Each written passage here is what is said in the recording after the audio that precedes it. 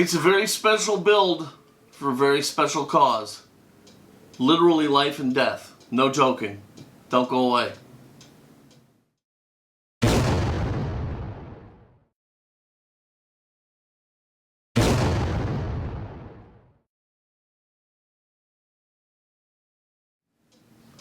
Hey everybody, it's Paul from Fat Guy Productions, coming to you as always from beautiful Las Vegas, Nevada. And yes indeed, today we are going to be undertaking the Paint It Pink Challenge, in which we're going to be building a car that either has to be pink or feature pink to help raise breast cancer awareness. Now, I've been trying to pull out of doing some of the videos and the builds and stuff like that because it's been taking away from my ability to really focus on the things that I wanted to do. So with the exception of Time Rider and George and the Three Blind Mice Challenge builds, I've been trying to not do a lot of these. And I have to say, as soon as I heard about this one though, I was on totally, because I absolutely believe in the cause. Everybody out there has a woman that is important to them in their lives. And think of the horror if breast cancer struck that person. It's unacceptable and we have to do something about it. So if I can raise awareness, great. But I'm going to take it one step further. The car that I'm going to build today, as soon as this video is released, it's going to start an auction on eBay charity auctions. And 100% of the proceeds are going to go to the Susan G. Komen, Nevada section to try and help combat this horrible, horrible disease. So, we're going to have the car and a lot of cool little goodies. And when you're bidding on it, please don't bid car prices. Bid the price of a life. Bid with your heart. Alright?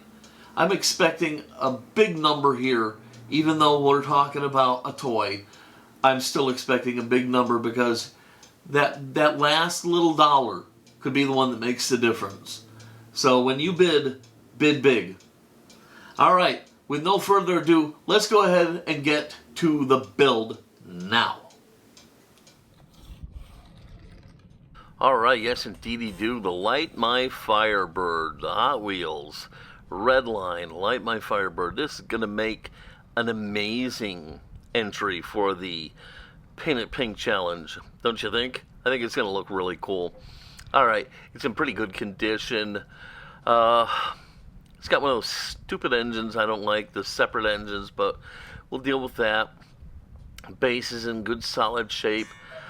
Body looks like crap, but you know, hey, what are you going to do? Windshield's broken. Oddly enough, I have been working on making my own windshields for this and just got a prototype done out of my 3D printer that fits perfectly. Now I just need to print it out of clear resin and we'll see what we have. Anyhow, first step in this, as always, is getting this sucker apart. And I'm going to tell you, even with my shielded drilling, this thing was a pain in the keister to drill apart. The rivets were sitting in contours in the body, or in the base, that made it really difficult to do this. And it was a long, drawn-out process. I tried a lot of different things. I finally got it drilled apart. But the shielded drilling did come back to play later when I was getting the posts ready for drilling them out for the screws. But man, getting it apart was a real pain. A little perseverance though, and finally I did get this sucker to come apart. Got a little gap here, get the screwdriver in, and there she goes, finally. Alright, so like I said, the base looks pretty good. Just good polishing will do the trick. The springs are all solid. It feels nice. Nice and springy.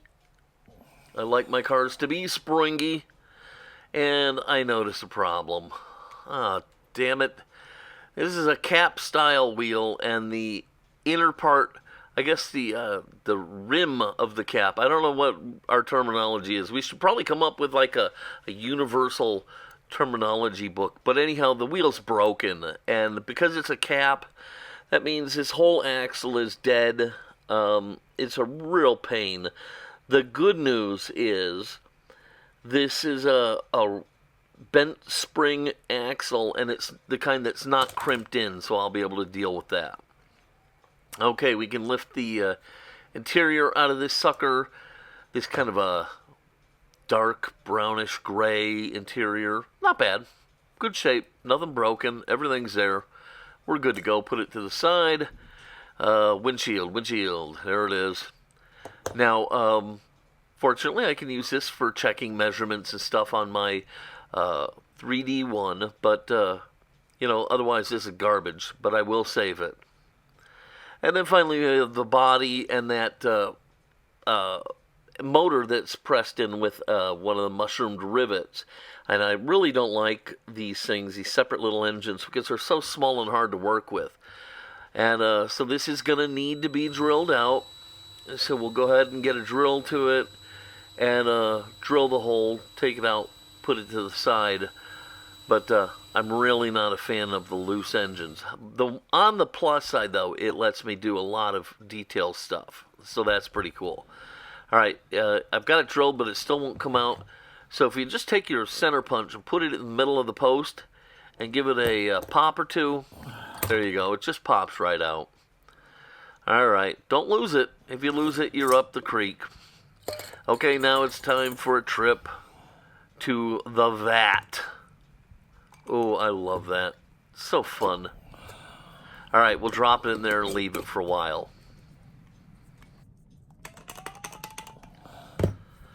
Okay, so I came back later and got the body out of the vat. We washed it up and brushed it down, and I took a look at it and realized it needed a pass through the zinc bath.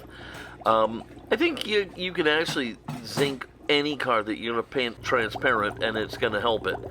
But this one actually had some spots on it and whatnot, so zinc bath it is, and I think it ran for about 40 minutes. Now, because I do the zinc bath in the garage and I do my work upstairs, I always make sure I hit it with a brass bristle brush before I go upstairs and put all that stuff away. It was looking pretty good, so I was able to take it upstairs where I gave it the real finish with 4-0 steel wool and made it nice and slickery looking.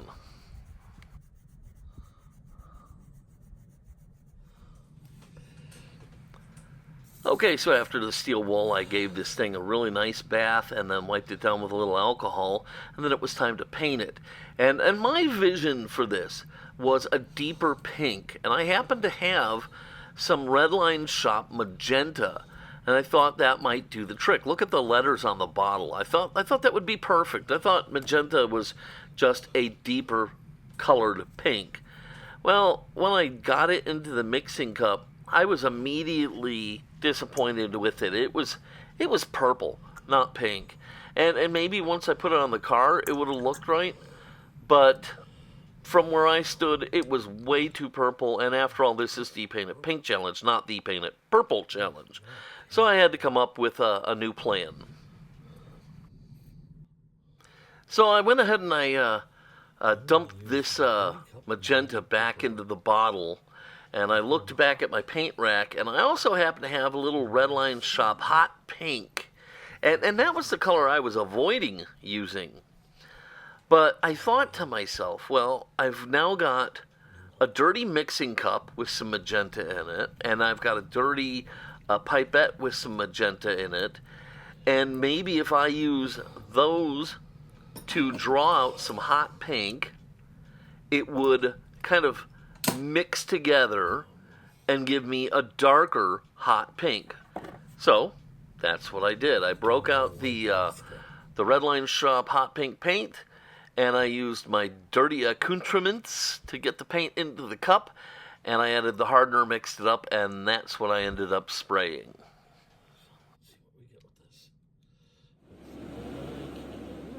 Okay, so I started off by misting down my paint booth, just again to kind of bring any dust or dirt or particles, weigh them down and bring them down to the bottom so they're not floating around as I'm airbrushing. And then I can go ahead and start laying down the paint.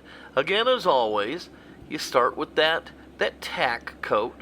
Then you're going to go with medium coats. And in this case, what I'm going to be doing, when I get to the tack coats, to the medium coats actually, I'm going to be sneaking up on my color, and I'm going to stop short 2 or 3 shades. Because I want to hit the right shade while laying down a smooth, beautiful wet coat.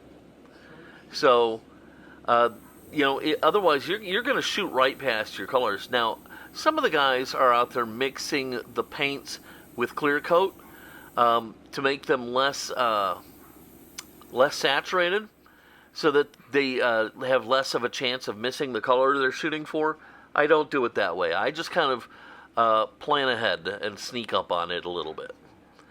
Right here, now this is a fantastic shot. You can see what a tack coat should look like. See how you can see there's obviously color there, but not enough to really do anything there. That's what a tack coat should look like. Okay, so we'll let that dry, and then we'll get to the medium coats. Okay, so we've done the tack coat, we've done the medium coats, and we're right about where we want the color to be. So now I'm making sure I have the light just right, and I'm going to lay down some beautiful, nice wet coats as I hit my target color. And look at there. I think it looks fantastic.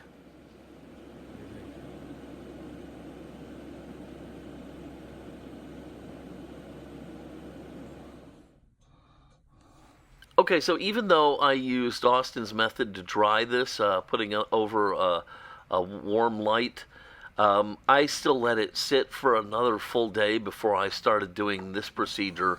And basically what I've decided is I want to put a couple center white stripes down the middle of the car.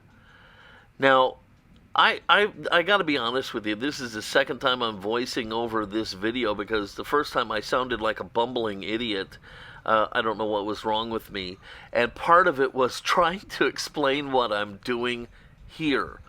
So I'm going to try and do this a little bit better, and hopefully you can understand. If not, I'm still going to publish this video, and you can just ask questions and I'll try and clarify. But man, I was having a really hard time explaining. What I'm doing here is I've got some very thin masking tape, and I'm just masking off the center line, the unpainted center line between the 2 stripes. Okay, so that piece of tape runs dead center down the car, front to back. Alright, just like you see it here. Now, what I have here is I have a piece of tape the thickness of the white stripe I want to paint. And this is not masking anything off, it's being used as a gauge. And all I'm doing is I'm butting it up right up against the center line, the edge of that center line tape, and then I'm putting it down temporarily. This is just to help me get my lines straight and equal. And I'll put one of these on both sides of that center line piece of tape. I hope you're still with me. I feel better about this already. Now, what I'm doing is I am taking and I'm putting another piece of tape to mask off the outer edge of the stripe, and I'm butting it right up against that one piece of tape that's being used just as a guide. Now this piece of tape has to do some masking, so I've got to put it on really nicely.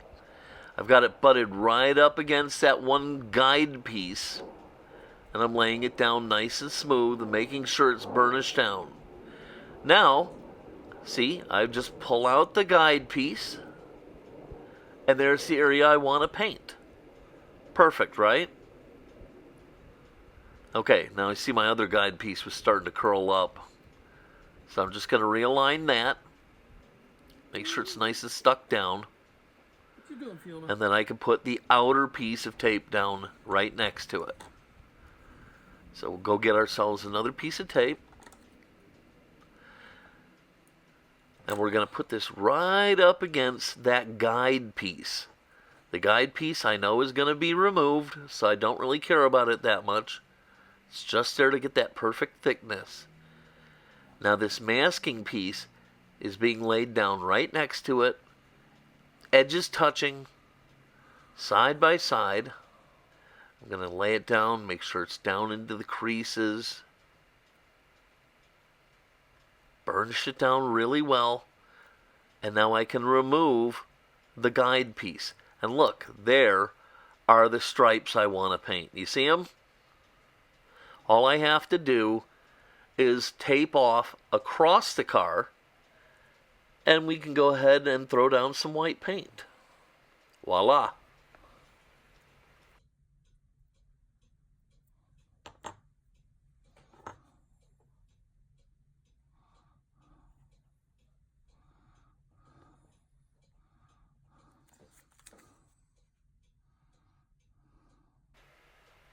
Now, by doing the masking side to side on this piece of cardboard, a lot of things happen all at the same time. First of all, I'm masking off the areas that shouldn't get any paint. I'm also securing the car to this piece of cardboard so it will be easier to handle and manipulate. And I'm masking off all the other areas of the car that I'm not going to want to have any paint on, all in one move. Makes it a lot easier.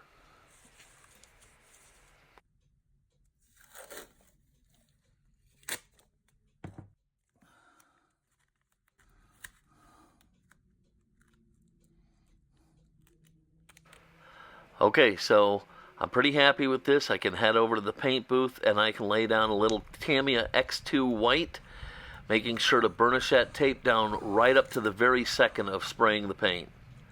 Okay, you know my saying, well, as soon as the airbrush is clean, I can take that tape off. And you'll notice I'm pulling back at a fairly sharp angle and into the paint. Okay, that's how you should be pulling off tape.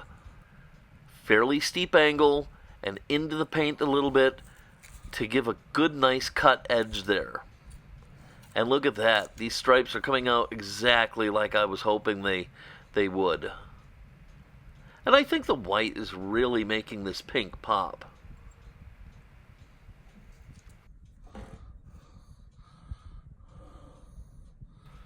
And as difficult as I tried to make it sound in my description, there you have it, and I'm pretty happy with that. Alright, we'll go ahead and set that aside to dry, and we can turn our attention to the windshield. I do have a reproduction windshield in stock, and because this is going to be auctioned off, I don't want to cut any corners, and my windshield printing is still experimental, so I'm not going to try to use that on this car. So I have a reproduction windshield. I've got it out. I'm just cleaning up a little flash, and then you know what's coming, right? A dip in gauzy. Now, I've talked about gauzy a million times. I have many times used floor care, and the difference is negligible. Okay, I think gauzy's a little bit better, but not enough to make it something that you have to worry about. In the Boot Hill Express, the windows were so big they never would have fit in here, so I didn't hesitate to use Pledge floor care. Procedure is exactly the same. You dip the glass, you wick off the extra, and you put it somewhere where it can dry undisturbed and dust free.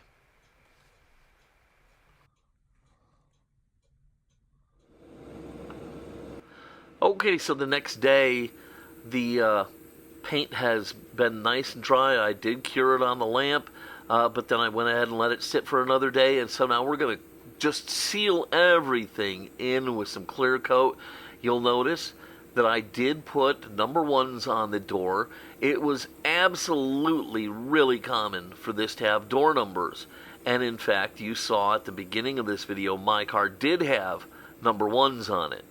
So I put a couple number ones on the door, and now we're just laying down a beautiful, smooth, clear coat of Bright Visions clear coat urethane, and this car is going to just be smooth and glossy, and it's going to look beautiful.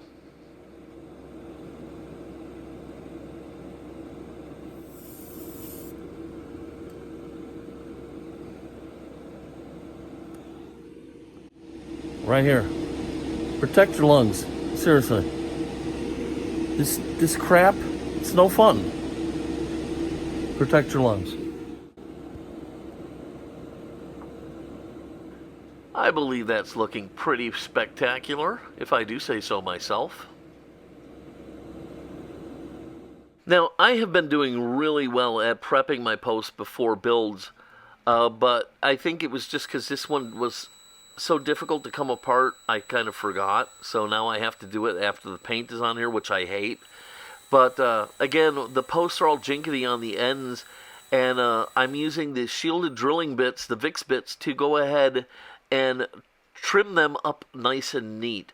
Basically, I found one VIX bit that will go over the post, and so it goes over the post, holds itself in place, and then I can go ahead and start drilling, and it puts a nice centered concave dish into the end of the post that will hold my bit in place while I start drilling it out for the screw.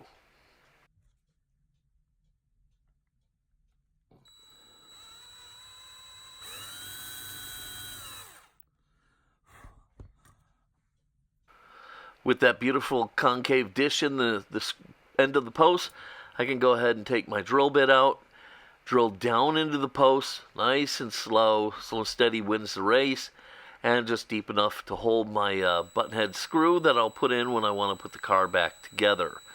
Now, I'm going to bypass doing the engine, and I'll tell you why. It's just too small and not worth it. I'm going to glue the engine in, even though I'm really not a big fan of gluing things back into the cars. But, you know, it just doesn't seem worth it to me, so I'm not going to do it. Drilling the post of the engine out, that is.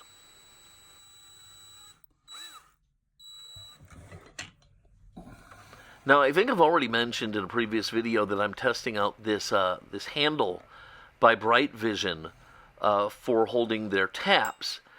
And you guys may have noticed in past videos, I'm not a big fan of tapping out the post. I was just letting the screw do the work.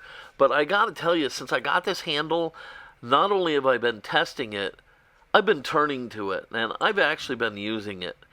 And what I'm finding is, first of all, I don't have to worry about the post once I've got it tapped out. I know everything is correct and ready. So when I get back to putting this car back together, I know it's going to be okay. So I like that. And it's so light and so easy to handle. And there's so little weight on it that it doesn't keep trying to fall over and stuff. It's not adding to the fight against me. It's just helping me get the hole tapped out, and I'm really, really liking it. I'm going to be doing an entire video on this thing here, well, probably in the next week after I finish editing this video. So look for that on the road ahead here. But right now, I'm really, really liking this, and I think it is single-handedly turning me into a tap-the-post kind of guy.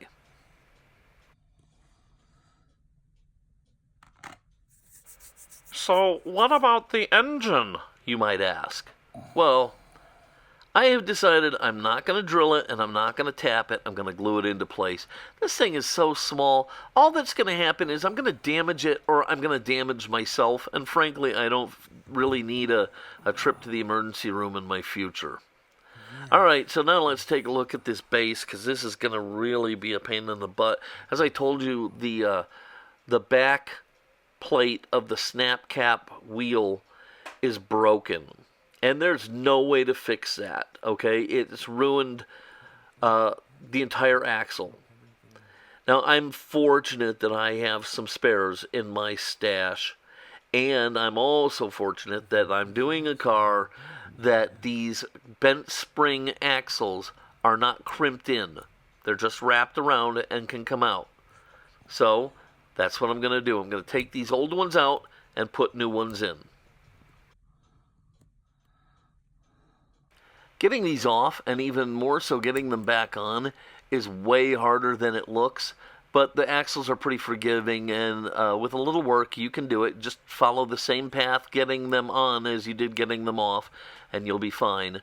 And we can chuck this to the side and put the new ones on. Now, the new ones have hubs instead of caps, but that really isn't going to be an issue. And there you can see the brake on the wheel. So It's garbage. All right, the thing with the base has really thrown me out of my my natural order, but hey, it is what it is. So anyhow, I'm throwing down a little flitz on the base, and we're gonna bust out the polishing bit on the rotary tool, and we're gonna shine this base up, and then we can move on to the next step.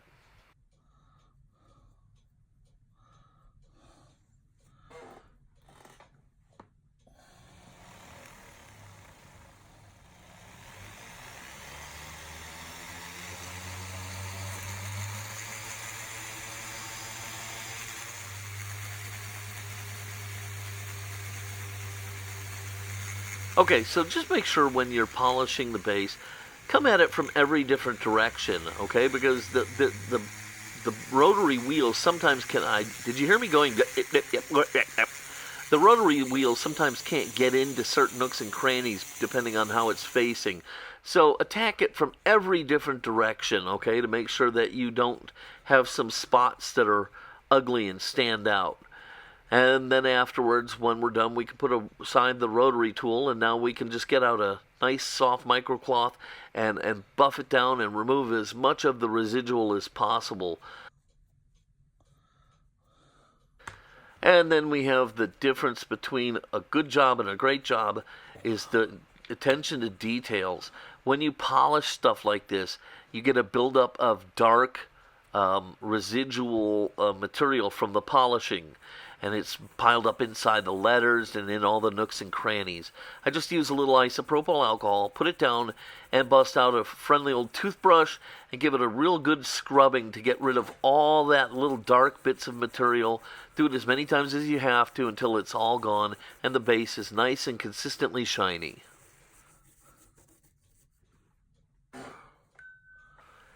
And as this is going to be auctioned off for the Susan G. Komen, Nevada, we're going to take it one step further here, and I've got a silver polishing cloth. It's got two sides to it. First you polish it on the light colored side, then you polish it on the dark colored side, and that'll give you that little bit of extra shine.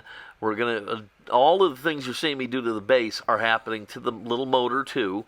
And so we're just going to give this a final little shine and make sure it looks as good as the rest of the car.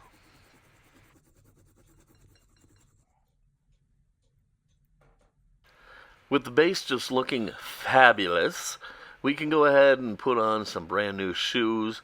Again, you know, I love the chrome wheels. I don't really care what should be here or not. I love the deep dish mags in the back.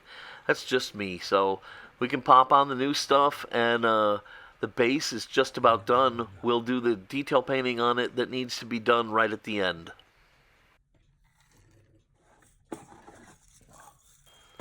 Okay, with no more farting around, I think we can go ahead and get this sucker buttoned up. So we've got some button head screws. We've got our little wrench. We got the body, the base, the interior, and I just need to break out the windshield. And we can go ahead and get this car sealed up. I just thought I'd take a quick second here and show you the prototype windshield I printed out of my printer, and how nice it's fitting. It really is fitting very good. This is actually prototype number 5. You notice it's made out of black resin right now, but it's just about perfect in my book, so I'm ready to start making my own windshields here. All right, we can shove that to the side and get out my little onion saver and open that up so we can get to the professionally made windshield that we dipped earlier. And now we have all the stuff together, and we can go ahead and begin assembly.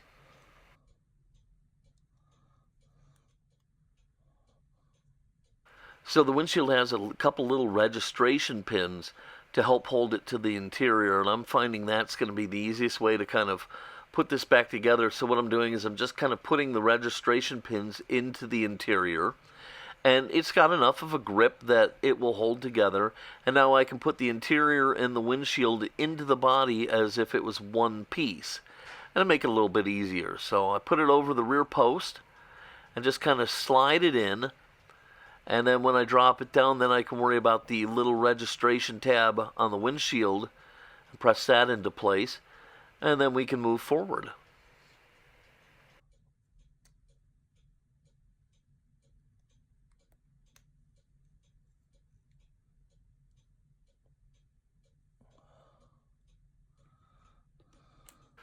Okay, all of that's looking good. Now I can go ahead and set the base down into place. And I'll try and hold it snugly in place without impacting the interior or the windshield. And then I can get my little Allen wrench out and my screw, and I'll go ahead and get this body screwed together. Remember, we have two screws, a front and a back.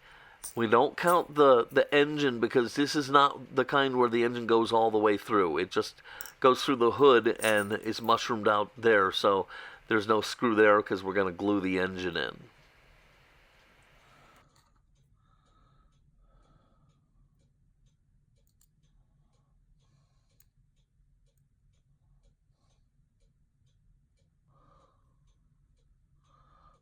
And we just snug everything up, and there you have it.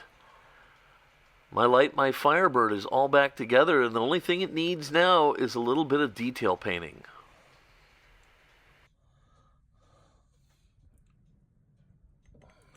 Normally at this point I would only just paint the front grills and the tail lights, but this car has a beautifully detailed engine compartment, and it would be a shame to waste that. And so I'm not gonna.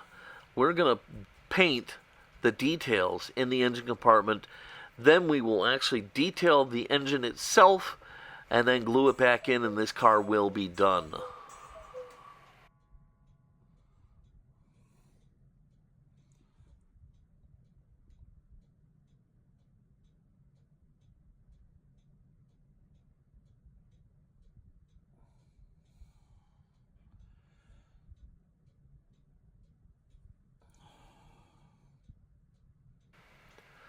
Okay, so the engine compartment is done, the grill's done, and now what I've done is I did a test fit, made sure the engine was going to go in right, and then I used a little cyanoacrylate to drop it back into the engine compartment, and I've done a little touch-up paint to it, a little detail paint. Now what I'm doing is I'm using a little bit of the Panaline accent color from Tamiya in black, and I'm just dabbing it on the engine to give it a little bit more life. So I'll apply this sparingly on the engine itself, let it dry for a few minutes, and then I'll dab away just a little bit of it on the highlights with a Q-tip, and that'll give it some real nice detail. Make it look very, very realistic. And with the engine detailed out, I think we can call this done and ready for the auction block. Let's take a look at the final product. There it is, the Light My Firebird for the Paint It Pink Challenge. I think it came out bad-ass, and I hope you agree.